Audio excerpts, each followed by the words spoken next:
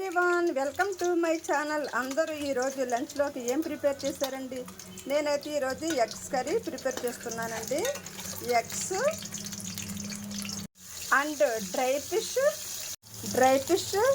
Curry prepare చేస్తున్నానండి. Eggs and dry fish మునక్కాయ curry prepare చేస్తున్నానండి. ఈ కాంబినేషన్లో కర్రీ అయితే చాలా టేస్టీగా చాలా బాగుంటుందండి.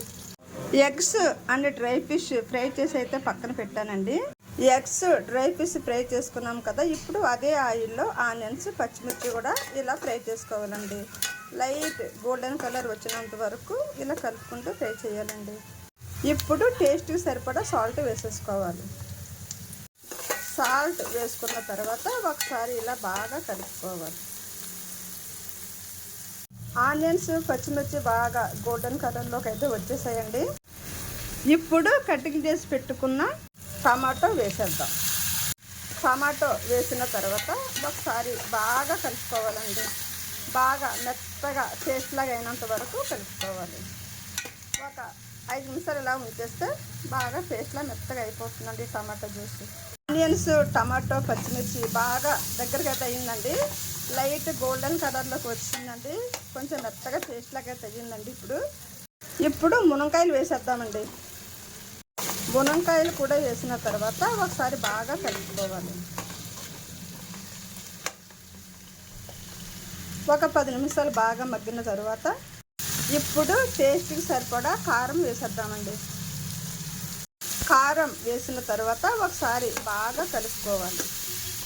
కారం అంతా కలిసేటట్టుగా బాగా ఒకసారి ఇలా బాగా కలుపుకుంటే కారం అంతా బాగా పడుతుంది ఈ మునక్కాయలకి, ఆనియన్స్, పచ్చిమిర్చి, టమాటోకి కూడా.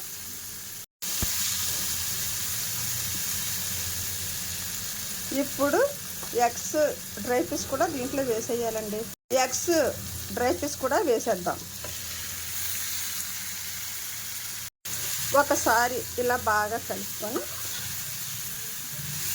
కలుపుకున్న తర్వాత ఇప్పుడు వాటర్ యాడ్ చేద్దాం. ఇప్పుడు ఒక 10 నిమిషాలు బాగా ఉడికించుకొని, మునక్కాయలు బాగా మెత్తగా ఉడకాలి కదండి. ఉడికిన తర్వాత కర్రీ అంతా రెడీ అయిన తర్వాత కొంచెం కొత్తిమీర వేసుకొని స్టవ్ ఆఫ్ చేసుకోవాలండి. అదిరిపోయే టేస్ట్తో eggs and dry fish curry అయితే రెడీ అయిందండి. ఈ రెసిపీ కనుక మీకు నచ్చితే లైక్ చేయండి, షేర్ చేయండి. అలాగే Madina Bibi my recipes YouTube channel అందరూ సబ్స్క్రైబ్ చేయండి. థ్యాంక్ యూ వెరీ మచ్ అండి.